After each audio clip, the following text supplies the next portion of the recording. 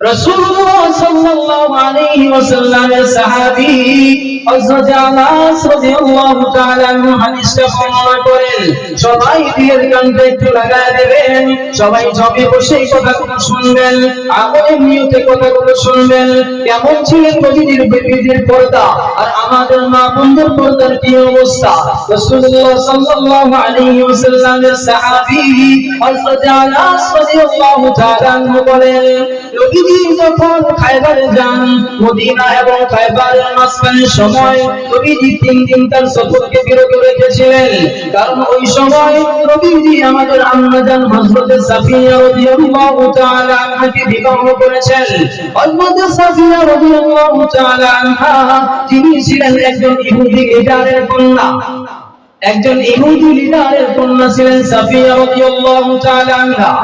সাহাবায়ে কেরাম বলেন, ইয়া রাসূলুল্লাহ, ইয়া হাবিবাল্লাহ, সাফিয়া এমন একজন বাদশাহের কন্যা, এমন একজন নেতার কন্যা, তাকে যদি আপনি বিবাহ করেন তাহলে এটাই উপযুক্ত হয়।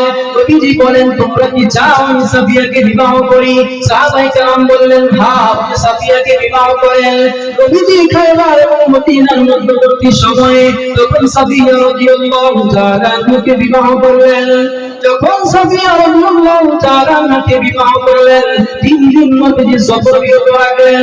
ওই 3 দিন নবীজির বাসর ছিল, পরের দিন সকালে নবীজির বিবাহের ওলিমা হবে। সাহাবায়ে কেরাম সবাই পরামর্শ করলেন যে নবীজির বিবাহের ওলিমা আমরা খাইতে চাই। সবাই নবীজির কাছে যায় বললেন, ইয়া রাসূলুল্লাহ, ইয়া হাবিবাল্লাহ, আমরা আপনার বিবাহের ওলিমা খাইতে চাই।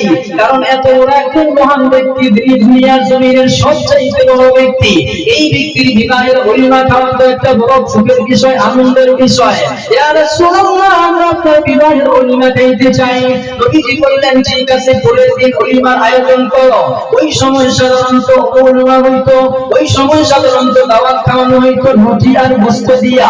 তবে নবীজির সাফিয়ার যে বিবাহ ছিল, ওই ওলিমার মধ্যে রুটি ছিল না, কোনো গোশত ছিল না। ওই ওলিমার মধ্যে 3টা খাবার ছিল। 1 নম্বর খাবার ছিল হলো খেজুর, 2 নম্বর খাবার ছিল হলো পনির, 3 নম্বর খাবার ছিল হলো ঘি। এই 3টা জিনিসের মাধ্যমে নবীজি সাফিয়ার বিবাহের ওলিমা শেষ করেন। সাহাবায়ে কেরাম যখন এই ওলিমা খাওয়ার জন্য আসতেছিলেন, তখন সাহাবায়ে কেরাম একজন আরেকজনের সাথে কথা বলেন, একজন আরেকজনের সাথে বলেন, আচ্ছা বলো তো, সাফিয়া রাদিয়াল্লাহু তাআলা আনহা যিনি নবীজিকে বিবাহ করেছেন, তিনি কি আমাদের আমাদের মা হবেন কিনা, উম্মতের মা হবেন কিনা? তখন একজন আরেকজনকে জিজ্ঞাসা করে, তখন সাহাবায়ে কেরাম যখন একজন আরেকজনকে জিজ্ঞাসা, তখন একজন উত্তর দিয়ে বলে, এইটার প্রমাণ হবে যদি আমরা দেখি নবীজির স্ত্রী সাফিয়া রাদিয়াল্লাহু তাআলা আনহা উনি যদি পর্দা করেন, উনি যদি আমাদের সামনে না আসেন, উনি যদি পর্দার অন্তরালে চলে যান, তাহলে আমরা বুঝবো সাফিয়া রাদিয়াল্লাহু তাআলা আনহা আমাদের মা হবেন। আর যদি নবীজির বিবিকে নবীজি পর্দার মধ্যে না রাখেন, যদি সাফিয়া রাদিয়াল্লাহু তাআলা আনহা তার চেহারা আমাদের সামনে দেখান, তাহলে বুঝবো তিনি আমাদের মা নয়, নবীজি তাকে দাসী হিসাবে রেখেছেন। কারণ শরীয়তের মাসআলা হলো স্ত্রীর ক্ষেত্রে চেহারা সহ পর্দা করতে হবে, আর যদি বাদী হয় তাহলে তার চেহারা খোলা রাখা যায় না। এবার সাহাবায়ে কেরাম যখন ওলিমা খাইতে গেলেন, ওলিমা খাওয়া শেষ করলেন, এরপর সাহাবায়ে কেরাম বিষয়টা ভালো করে দেখতেছেন যে নবীজি তার কন্যা সাফিয়াকে পর্দার মধ্যে রাখেন না বাহিরে রাখেন।